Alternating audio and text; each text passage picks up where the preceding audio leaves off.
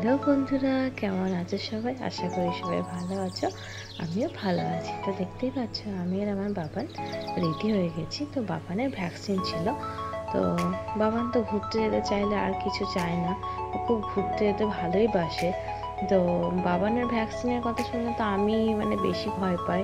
ও যতটা না কান্না করে, আমি কান্না করি বেশি, কারণ আমি ইঞ্জেকশনে প্রচণ্ড ভয় পাই।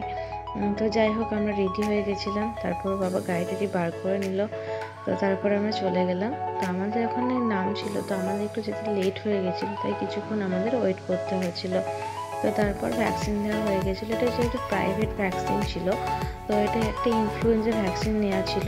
তো সেটা আমরা নিতে গেছিলাম। তো সেটা নেওয়া হয়ে যাওয়ার পর ডাক্তার কিছু প্রেসক্রাইব করেছিল। তো মেডিসিন নেওয়ার জন্য ওর বাবা গেছিলো আর আমরা দাঁড়িয়েছিলাম।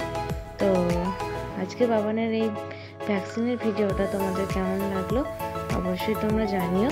দেখা হচ্ছে নেক্সট ভিডিওতে। যদি ভিডিওটা ভালো লেগে থাকে অবশ্যই লাইক কমেন্ট সাবস্ক্রাইব করে দিও। টাটা।